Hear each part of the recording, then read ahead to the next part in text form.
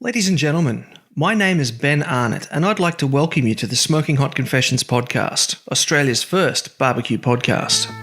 Please be sure to subscribe to the podcast, leave a review and share it around to spread the love. In this episode, I'm chatting with Dan Midgely from BSG Smokers. BSG Smokers are located in Ipswich, Queensland and turn out some of the sexiest, most reliable and most fuel-efficient smokers that you're ever going to see.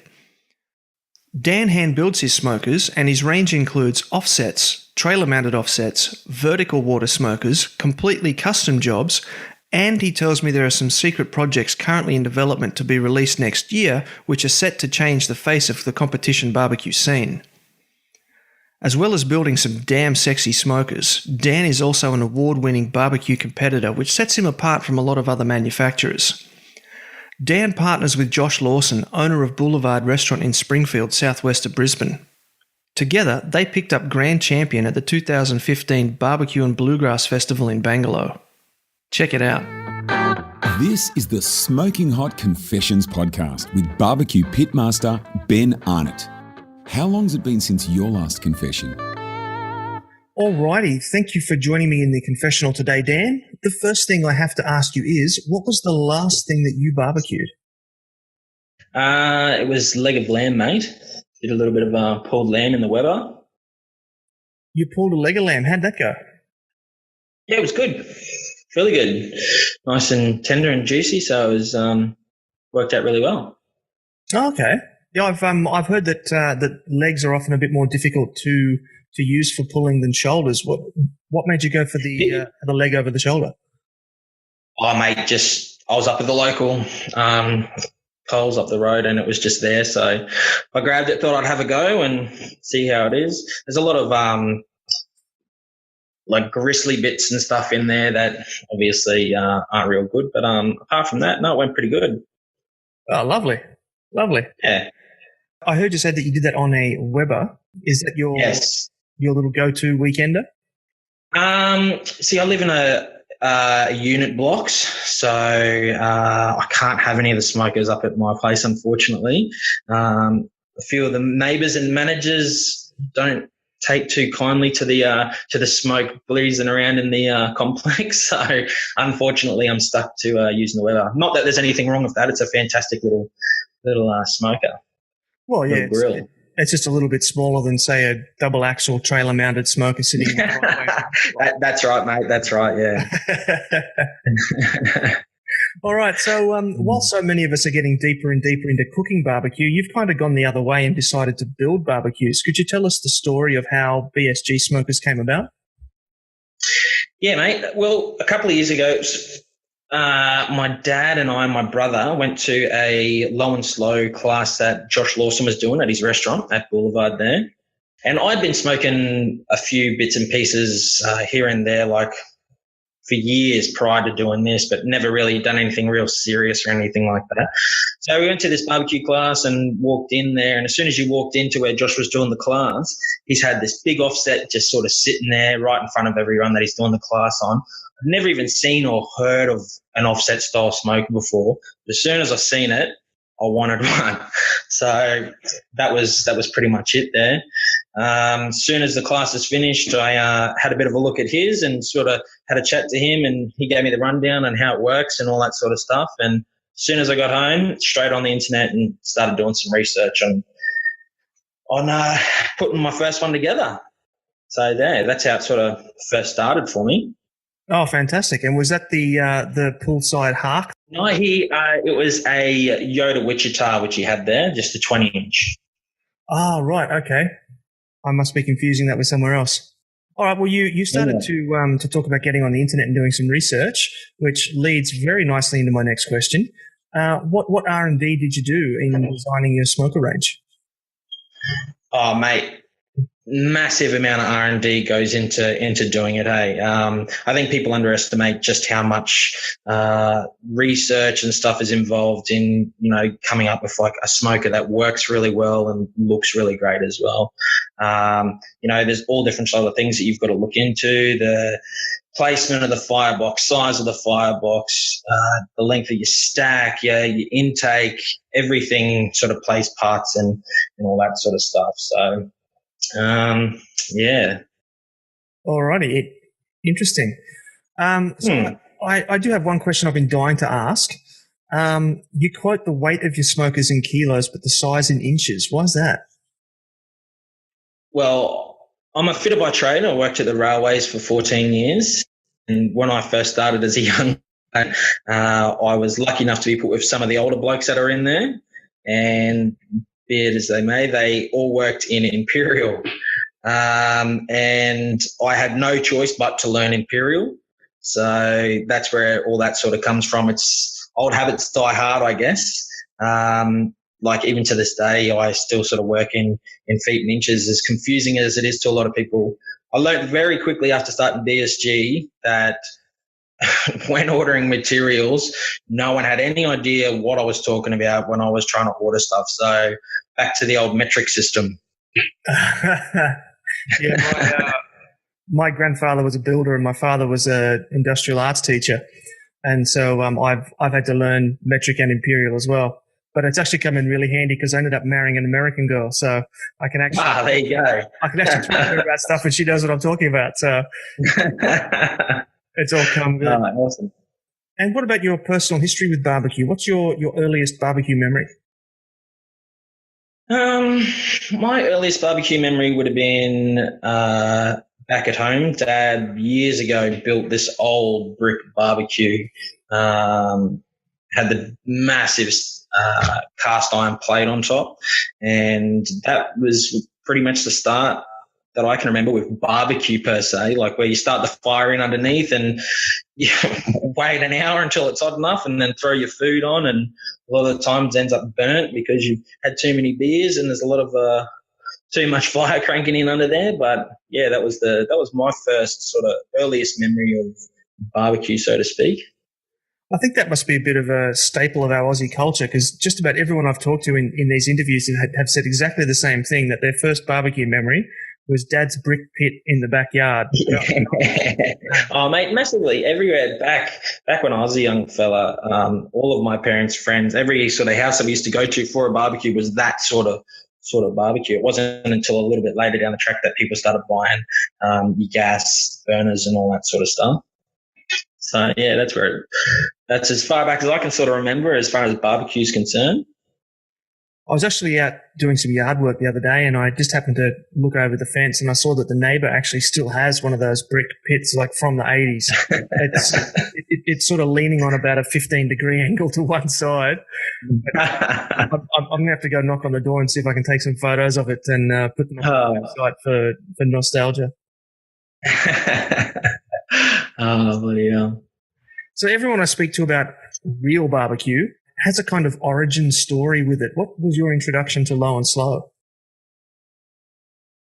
Well, it sort of goes back to just after high school for me, really. One of my mates, Paul, every year at his birthday, we would go and buy 20 kilos of pork ribs and we'd smoke them up and we'd go over to Stradbroke Island and just have a weekend over at the island.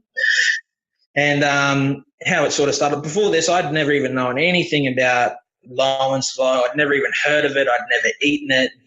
And so I've gone around to Paul's place and he sort of asked me to give him a hand cooking up these ribs. First time I tried it, it's like, oh my God, what have we been doing? Like, how do I not know about this? This is like the best thing ever. And he just had this old El Cheapo Brinkman kettle style bullet thing. And we used to load that thing up like the most grotesque barbecue you've ever seen. There was just ribs on top of ribs. There was no real type of like cooking or method there. We were just stacking stuff on like as far as we're concerned, the more we could fit in, the more we could smoke. And that's how we sort of started. And from there, it just sort of developed. The next year was like, if more people are coming, if we build a bigger smoker, we can fit more ribs in. So then I went out and built a UDS smoker.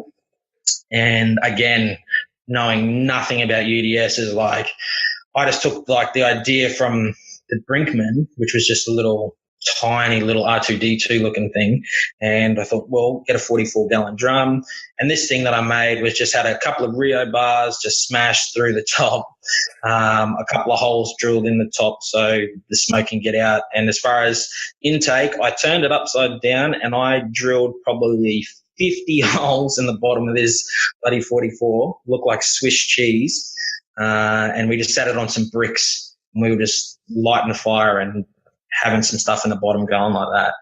And slowly that sort of progressed. The next year I made a better one and a better one and a better one. And yeah, it sort of all progressed, and leading up to the time where we went to Josh's restaurant and we seen the offset, and I thought, oh, mate, I'm going to have a go at building one of these. This is awesome. And yeah, that was sort of how it all came about.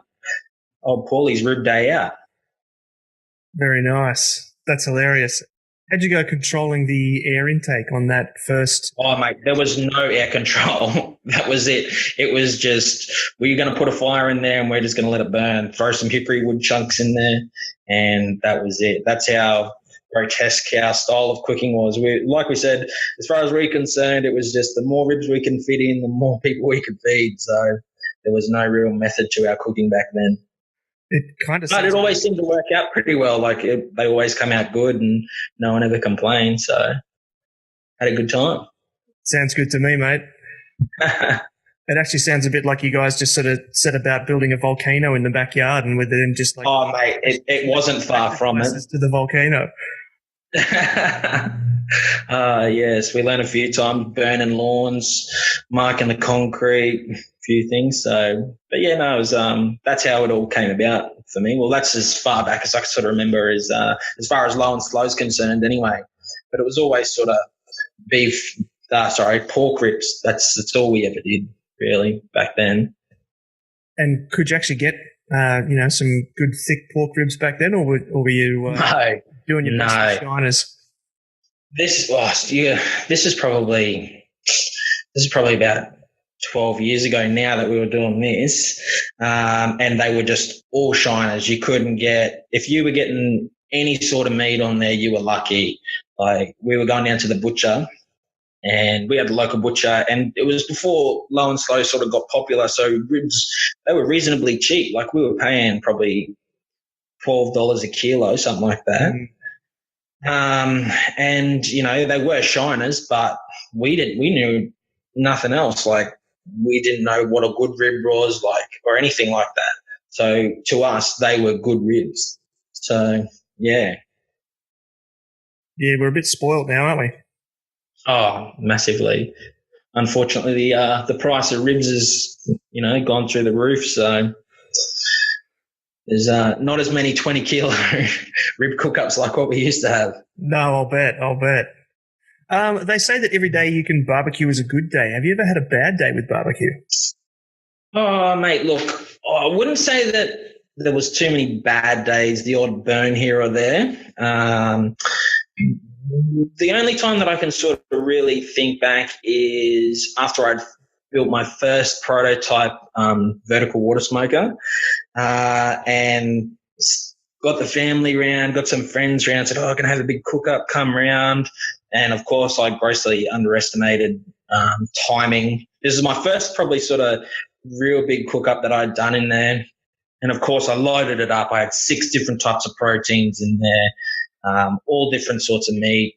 Thinking, this is going to be awesome. This is going to be awesome. Of course, everything was cooking all over the shop. Some things was coming out a couple of hours too early because they were finished. Then I was trying to rest stuff in the esky. My esky wasn't big enough. I was running out of room, stacking things on top of each other. And let's just say it was pretty late before everyone ate that night. So that's probably my only real bad experience, I would say. But at the end of the day, it was still all delicious. So is it really bad experience? I don't know. But yeah, that's probably it, mate. Oh, I think we've all done something like that. That's me virtually every other time I try and cook. I am getting better though. I did learn my lesson after I was unable to feed a pregnant lady until about midnight. Oh, you weren't real popular that night, I'd imagine. No, that did not go down very well at all.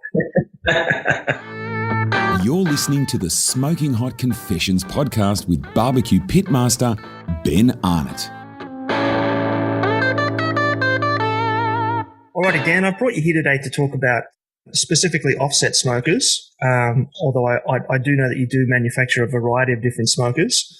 So as a manufacturer of offset smokers, my first question has to be, what makes an offset smoker better than other types of smokers? What are some of the advantages? Well, for starters, I think the big one that you're going to be looking at is tuning plates. Tuning plates inside of an offset smoker, you can redirect where you want the flow to go. So straight away, in my opinion, you're at an advantage straight away. So you can have a hot zone if you want it. You can have a cool zone if you want it. You can put those tuning plates out so you can be even across the pit. So straight away, I think that's just a massive advantage straight away. So that's the main thing I think that you're looking at between the offsets and the reverse flows. So, apart from the stack being on the other end and the reverse flow not having the tuning plates, so to speak. So I think that's definitely a big factor. Okay. So just to clarify, a tuning plate is like a sheet of metal that you move backwards and forwards across the lower part of the pit. Yes. So down inside the cook chamber, underneath the bottom cook rack, you'll have a series of tuning plates. Each manufacturer is going to have a different amount, a different width, a different thickness. But you're generally going to find the majority of these tuning plates are going to be 6 mil plate. So they're going to hold good heat retention straight away with the thickness of the plate. They just run in underneath your cook rack, so you can move them wherever you need to be. You can add more. You can take some out. Depending on how you want your setup and where you want that direction of flow to go, is how you're going to set up the tuning plates. Don't get me wrong; they can be a little bit overwhelming at first. A lot of people just say, "Oh, geez, I don't really know what to do with these tuning plates," and it's a practice thing. The more you cook, the more you play around with these things, the more comfortable you're going to get, and ultimately better results you're going to get with your food. So it's all a practice game. The more you practice, the better you're going to get. Right. Definitely. So is the idea to put a tuning plate directly under a piece of meat to standardize the radiating heat underneath the piece of meat, or do you want to put a tuning plate on either side of the piece of meat, and so it forces all the hot air straight up underneath the piece of meat?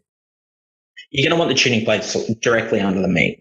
Like I said, depending on how you want it set up for how you want the flow to go. If you want an even heat, I find that if you space starting as close to the deflection plate inside the tuning box as possible, have either no gap or a very tiny gap, maybe quarter inch or something. Say the thickness of your pinky finger, say, and then the next gap along, you go just double that width, and then the next one double it, and double it. And that's generally you're generally going to get somewhere in the ballpark of it being pretty close to being even on end to end or somewhat.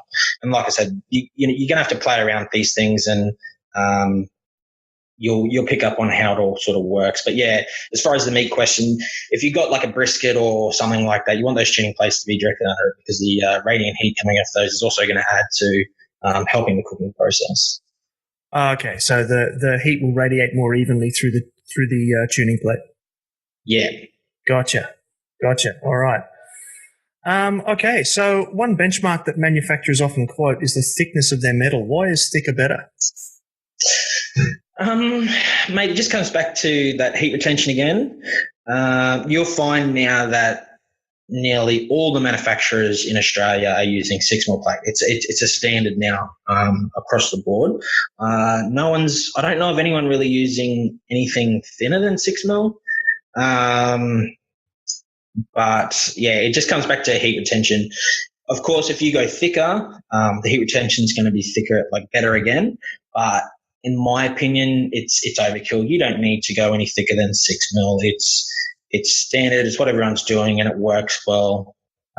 You also got to take into consideration is if you go thicker plate again, the weight of your pit overall it can be getting well up there. So 6 mil plate on one of my BSG offset burners is about somewhere in the ballpark of about 360 kilos.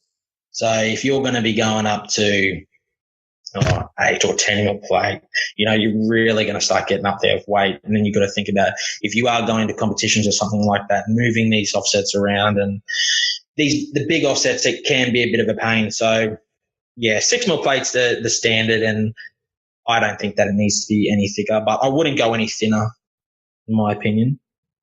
Okie dokie. So a 6 mil offset, for example, is going to have a lot better heat retention than like a Weber Smoky Mountain or a Pro Q or something. Yeah, definitely.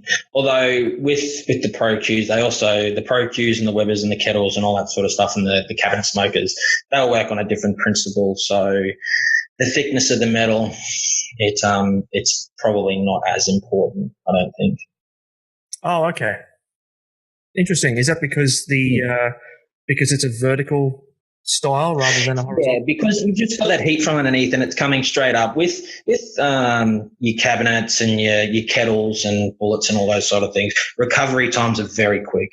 Because you've got that heat coming straight up. But with your offsets, you open the door, you close it. It's going to take a lot longer than say those other forms of cooking to get back up. I'm not saying that it's going to take ages, but it is going to be not as quick. So when it comes to those other forms of cookers, I personally don't think that the metal thickness is as important. Oh, interesting. All right. Yeah.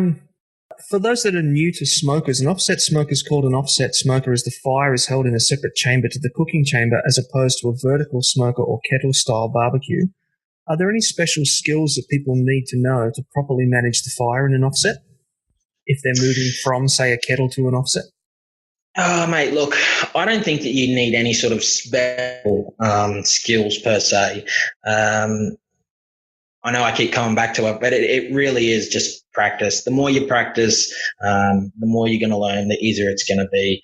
And you're burning any other styles of cookers, you're predominantly burning your barbecue briquettes, your lump charcoal, and, all those sort of things they're very uniform. They're going to burn hot and they're going to burn fast. And they're somewhat predictable, I find, to reach a certain, say the Weber.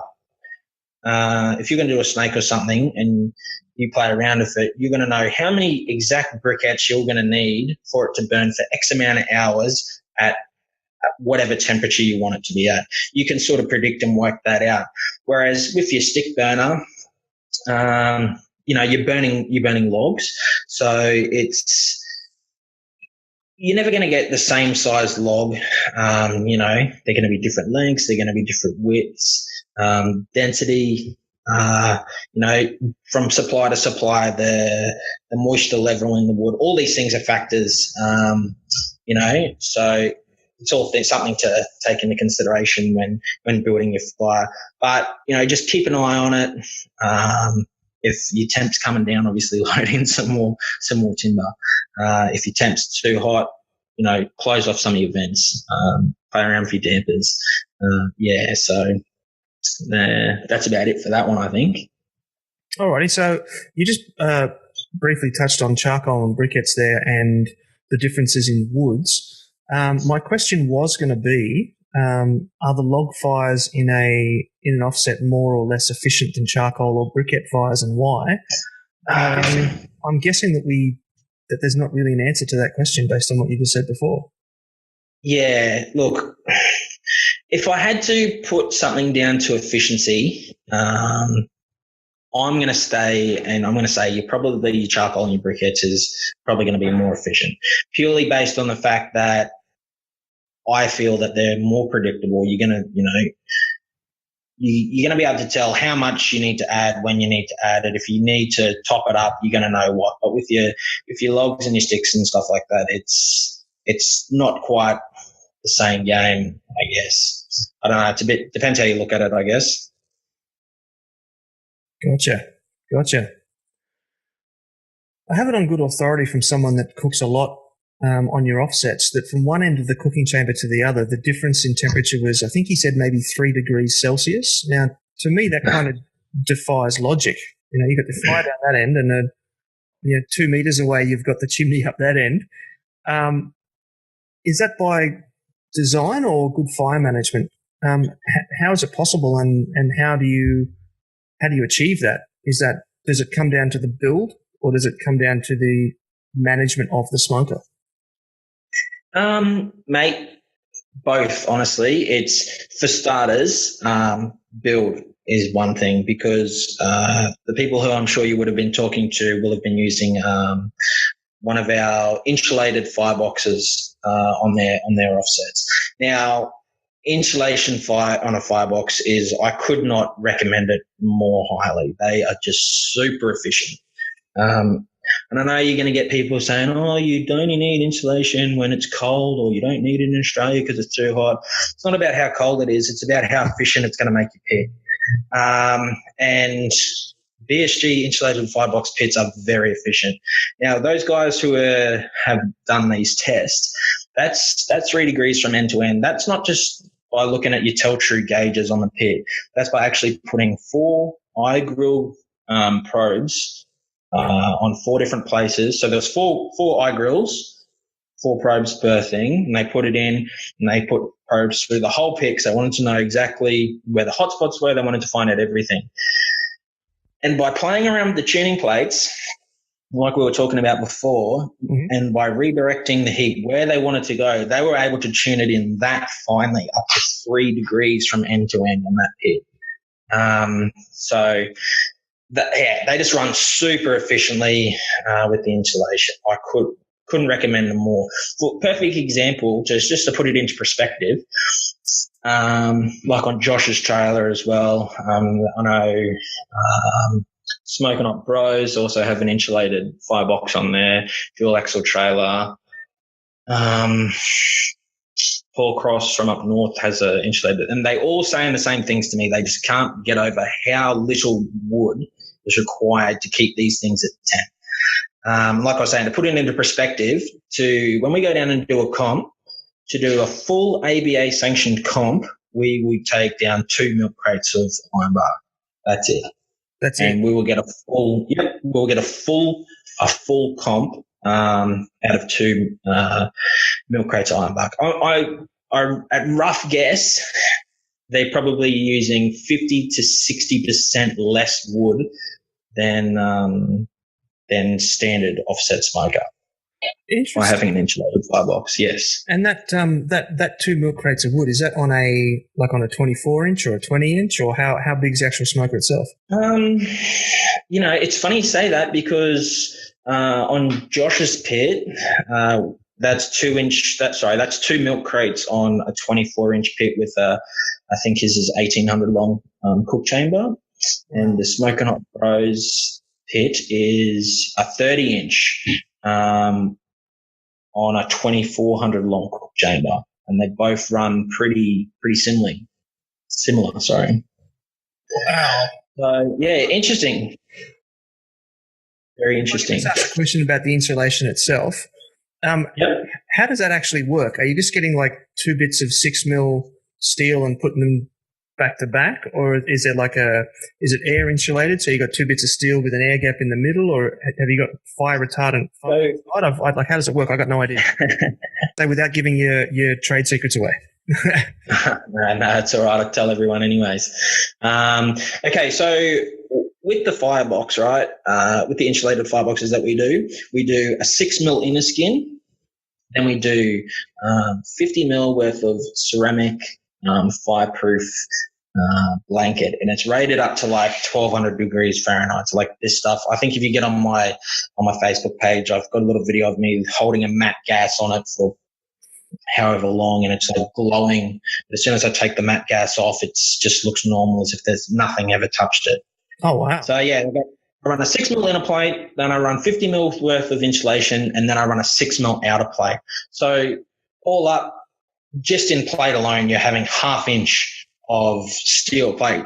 Just a half-inch steel plate is going to increase your efficiency of an offset smoker a lot just by having just a plate. By then adding that 50 mil worth of insulation, it makes a world of difference.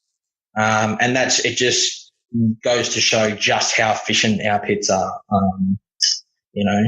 The proof's in the pudding, I guess, with the boys at these comps, and just how when you think about it over the space of, say, 10 years or however long you're going to be using an offset smoker, if you're got an insulated firebox and you're only using 2 milk cartons of wood per, say, I don't know, ABA comp, for example, just think of how much money you're going to save just in your wood bill alone, just through having an insulated smoker. It might be a little bit more expensive added option to start with, but ultimately you're going to make your money back quicker than what you'd think.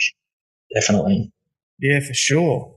Mate, that's fascinating. I've always, I've heard of insulated fireboxes, but I was always curious how it actually worked. Thanks for telling me that. No worries, mate.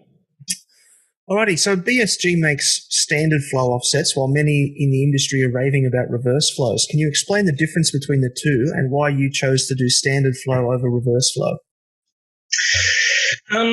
Again, like we were talking about earlier, the main difference that is obviously stacks on the other end.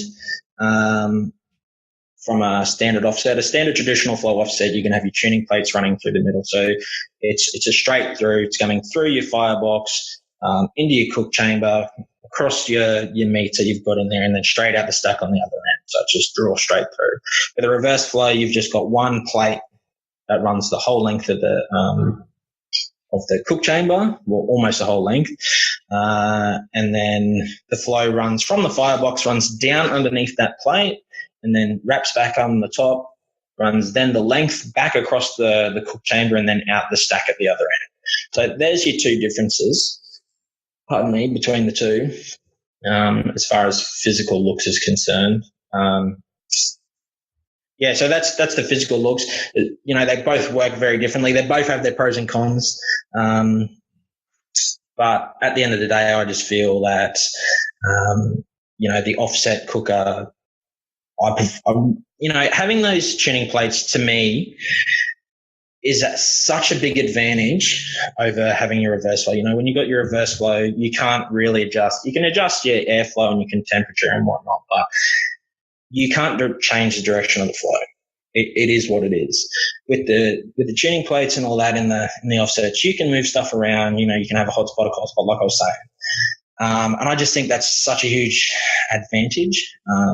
If you've got hotspots or something in your smoker, by having tuning plates or putting tuning plates in there, you can move things around. You can adjust where those hotspots is going to be and use it to your advantage. With a reverse flow, you can't do that.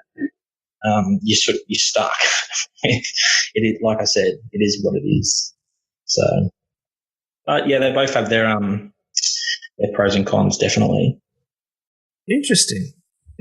All right. So basically, with the reverse flow, what you got is what you got, but with a standard flow, you got more sort of customization available. Yeah, exactly. Just to bluntly summarize. Okay. Yes. Yeah. If you want to just put it straight out there like that. Yes, definitely. Interesting. Okay. We briefly discussed earlier the sizing of smokers. What size should first-time buyers be looking for? Look, first-time buyers, and especially the people who haven't really done a lot of low and slow style cooking before, they're going to see that the 16-inch offset is going to be something that's really going to stand out to them. With it just being a little bit smaller, obviously the price is obviously a lot cheaper as well. But having said that, I would probably recommend people just try and gravitate towards the 20-inch. If you can afford a 20-inch offset, if it's in your budget, go for the 20-inch. Because once you start cooking and the barbecue bug gets you, which it will get you, if you've got a 16, straight away you're going to wish that you had a 20 because you're going to want that extra space. So straight away, I would always sort of recommend of people to go for the 20-inch offset. So I definitely think that's at a bonus. Like I said, you really are. You're going to run out of room. You're going to think that 16 inches is going to be enough, but you're really going to run out of room quicker than you think. So that's something to definitely look at the 20. If it's, like I said, if it's in your budget and you can afford it, I tend to sort of try and steer people towards that direction. Yeah, 20 inches seems to be the minimum size I've seen at competitions too. Yeah. See, it's a good size pit. Like, you can fit quite a lot in them. And for getting them to competitions, if you've got a trailer, a couple of mates, you can lift them up into a trailer and get them to these comps. And, they're not too big. If you're trying to, lump around like a 24-inch or something like that, like I said before, that's when stuff starts getting real heavy, starts getting real big, and, start becoming hard to move around. Yeah, you said 380 kilos or something for about 360 on a BSG 20-inch offset. Yeah, that'd be tough to sort of push that up on the back of a ute by yourself. Oh yeah, definitely. Okay, so talking about 16s, 20s, and 24-inch smokers, you talked about basically if you buy a 16, you're going to run out of room. You're going to want to move into a 20. How much meat typically fits into these standard sizes? I realise it's a bit of a, how long's a piece of steak? Well, if you're going to be looking at, say,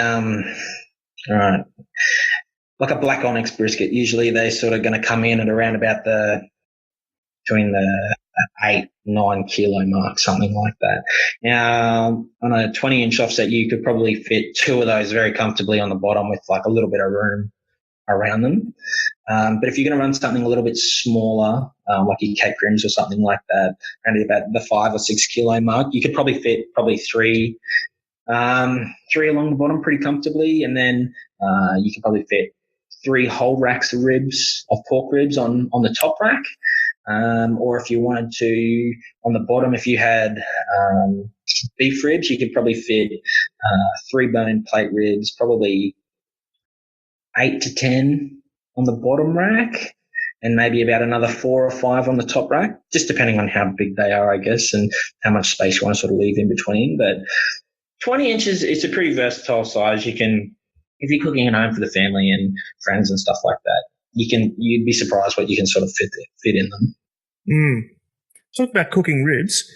Where do you stand on the vertical rib racks?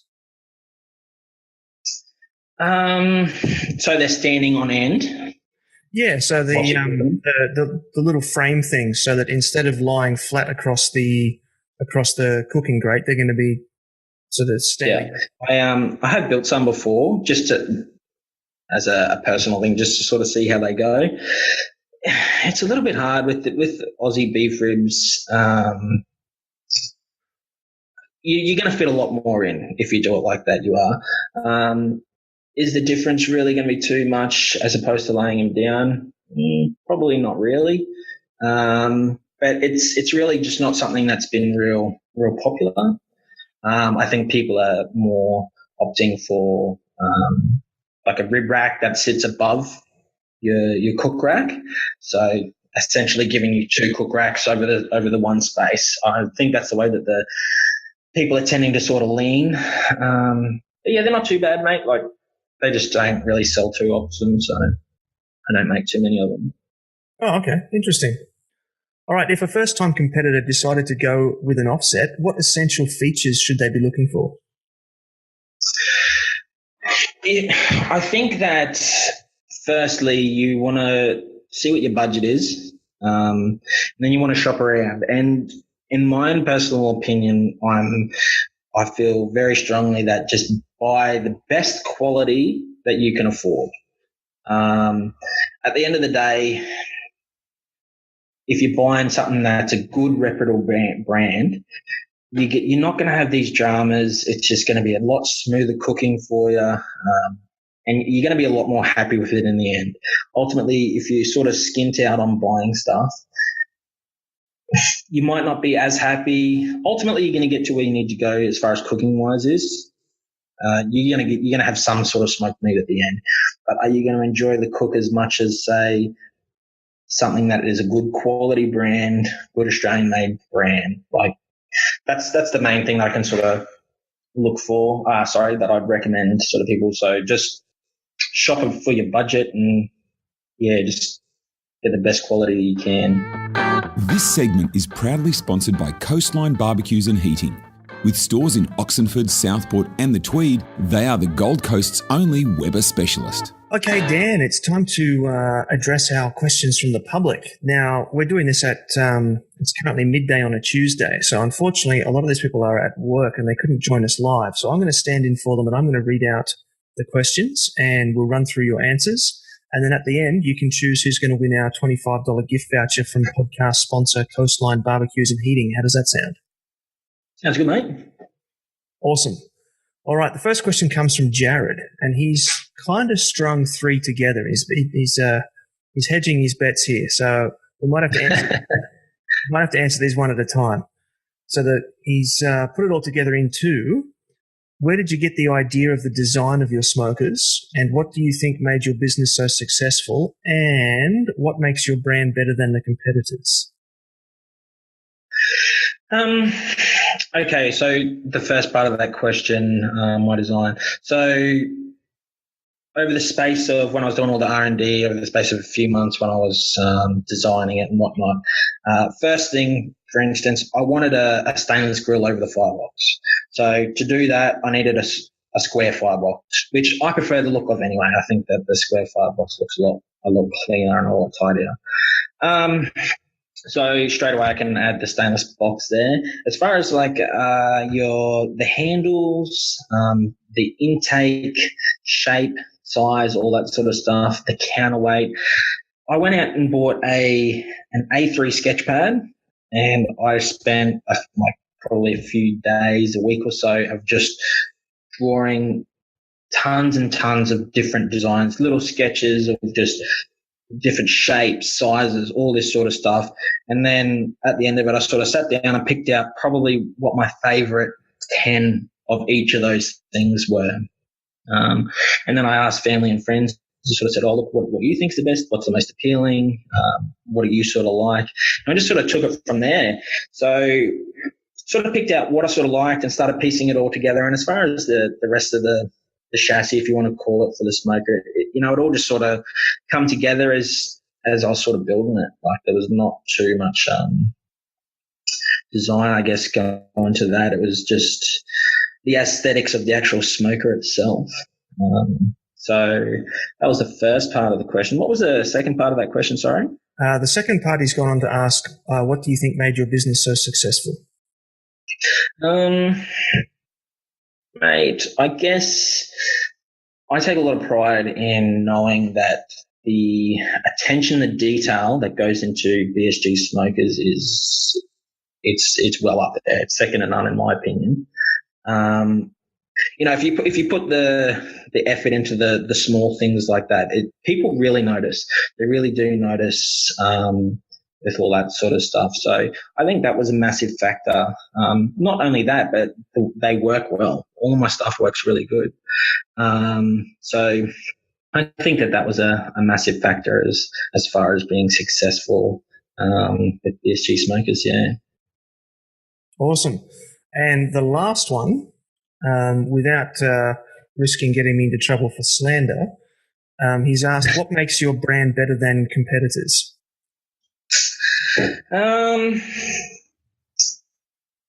What makes my brand better? I suppose I'd have to nearly just go back to like what I was saying in that last bit there, just the attention to detail in the BSG pits and the R&D that's gone in to make sure that the flow and everything is where it needs to be. A lot of people sort of think, I can slap a square firebox or slap a bit of tube on the end of a cook chamber and we'll put a stack here. There's a lot of research that goes into placement of things, the size of things. Like there's a lot of math involved in knowing flow rates and all that sort of stuff. So yeah, I guess that's where and why my products will probably be well up there with the best of them. Awesome. All right. Talking of people having a crack at making their own, that leads us nicely into Matthew's question. He wants to ask a question from all hopeful pit builders. How many man hours can I expect to put into making a pit? And how do I figure out, and well, here's the doozy. How do I figure out the I can't even say it. How do I figure out thermodynamic principles for firebox and chamber specs? Okay. Look, honestly, how long's a piece of string? It's a bit of a hard one. I guess it all comes down to, like I said, how much attention to detail do you want to put into your own stuff at home? You know, do you want to have those hidden worlds? Do you want to have like nice seamless lines and stuff in your pits? I guess it comes down to how much time you want to put into it, I guess. And like, I guess as well, your skill set. Are you a good welder? Are you handy with a grinder, I guess? You know, if you are, you know, it's going to bring your time down again. As a ballpark figure, I don't know. It's hard to say. I'd probably say anywhere between 50 to 150 hours maybe, just for the average Joe at home to sort of make their pit. So I suppose that'd be, if you were working on it every day for 8 hours, I don't know, a week. But if you're working on it every day for 8 hours, 3 weeks, you know, 50 to 150 hours, it's hard to say. Sure. And the second part of his question is the thermodynamic principles. Ah, yes. Without going into too much detail on how I've come up with my own calculations and stuff like that, I think an okay place to sort of start would be if you just Google online the Feldman's calculator. You can put in the size of your firebox, the length, the width, the depth, and someone's made up this calculator, and it'll give you these calculations of exactly how big everything needs to be. I'd probably direct them in that direction to jump online and sort of have a look at that. That's probably going to be the best option for people that are making their own pits at home. Feldman's calculator. Feldman's calculator, yeah. Feldman's. Okay, cool. All right, I'll make a note of that. Andrew has got a question, which I think is going to be very interesting. When will we be seeing a whole hog pit come out? Mate, I would love to make a whole hog pit. I've had one designed for a long time now. I've got all my sketches there. I've got all the CAD drawings and everything done. It's just, at the moment, I just don't have time to set aside to sort of build one. If someone come up and specifically asked me to build one, it'd be awesome, because then I'd be able to lock in a build date and I could start at X date. But right now I've just got so much on, I just don't have time to do it. But it's definitely something that I want to do. So if there's anyone out there that wants a whole hog cooker, please come hit me up, because I want to build one. I think that's going to be an increased demand starting this year, now that it's a category. Yeah, I think you're right. Hey, with the ABA, a lot of events, well, a few events next year with the whole hog category. And I think it's awesome. I can't wait to sort of start seeing that sort of stuff. So it's a new avenue for people and a new style of cooking. So I think it's going to be pretty exciting. And yeah, I'd love to build one. Awesome. All right, Sally wants to know. She says, I get that smokers are made for low and slow, but how hot can your smokers get? Could I do pizzas in one of your offsets?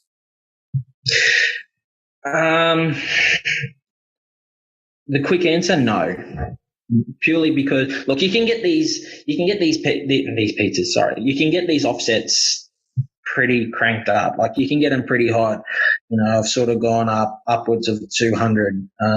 If you just keep feeding charcoal in there, or you just keep feeding timber in there, they're gonna get hot. Not that I would recommend that though. Like, getting up around the 200 mark is just, you don't need to do it. And if you do start getting up, then you could start to cause damage to your pit, which nobody wants. You can put a pizza in an offset smoker, and you can cook a pizza. But if you're looking for that traditional wood-fired pizza oven finish on your pizza, you're not going to get it. It just can't be done in the offsets. Yeah. And just to clarify, you were, of course, talking Celsius before. Yes, Celsius.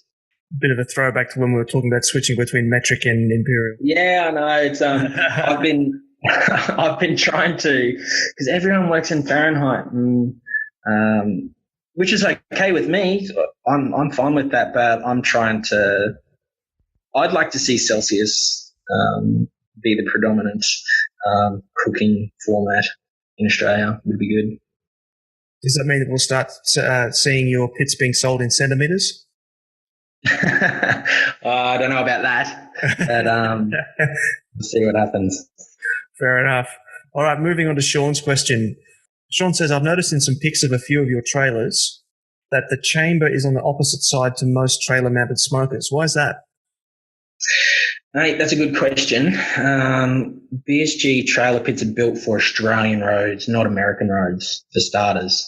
We drive on the left-hand side of the road, not on the right-hand side.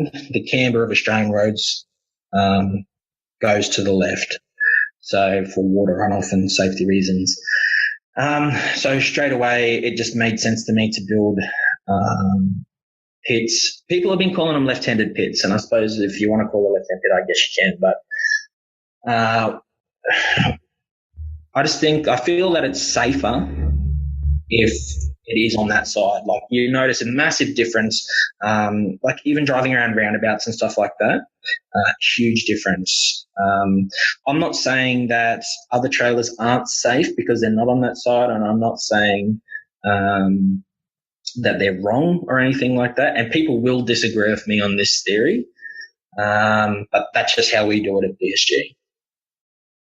Interesting that that's how far or how deep you've gone with your R&D, that you've actually researched. Oh, mate, it's the roads in Australia that we drive on.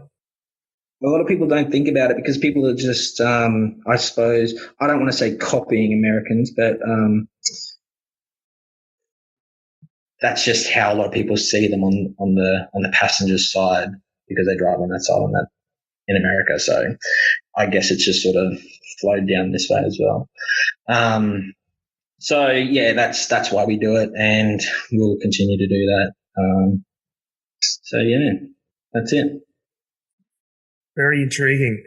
All right, so just to recap before you announce the winner of our gift voucher, we had Jared with his triple bunger question. We had Matthew with his man hours and thermodynamic principles. Hey, I got it right. And there you go. Andrew with his whole hog pit, Sally with her pizzas, and Sean with the trailers. Who would you like to award the $25 Coastline Barbecues gift voucher to? Mate, I would like the gift voucher to go to Sean, was it? The question about the trailers? That's right. Yes, I would like it to go to him. It's a good question. Like I said, a lot of people have been sort of asking me why I've gone that way, and now everyone knows. So, good one. Awesome. Congratulations, Sean. Unfortunately, you're not here with us live right now, but I will get that out to you very shortly. Okie dokie, Dan. Thanks for all your time today. For the final question before I let you go, what would be your top 3 pieces of advice for new teams? Top 3 pieces of advice. Number 1 would be, like I said earlier, buy the best stuff that you can sort of afford. Straight away, like I said, you're going to avoid a lot of hiccups, and you're just going to have a lot more pleasant cook on them. You really will. Number 2, practice. You really got, if you want to be really good on the Australian barbecue circuit, you've got to practice. I know a lot of blokes sort of do it on the weekends and stuff like that, or every now and again, which is awesome. This is how I started. But you'll find that these guys that are winning and taking out these comps in the sort of the top 10, they're always cooking. They're always practicing. They're always honing their skills. So, yeah, I can't stress more. The more you practice, the better you're going to get. And number 3, I guess, would be cook to temp, not time. A lot of people reading the books and stuff, it takes 6 hours. If you've hit the 6 hour mark and you're feeling it and it's still obviously not feeling ready, it's not ready. So you go get yourself a good thermometer, and cook to temp, not time. Be my 3 words of advice for the upcoming pitmaster. Very wise advice. Thank you very much for that. Okay, I'm going to throw the mic over to you for a couple of minutes now. Feel free to give some shout outs to anyone that you'd like to, and make sure you tell everybody where they can track you down on the interwebs. No worries, mate. Firstly, thanks very much for having us on the show. Really appreciate you taking the time to do this podcast. It's awesome.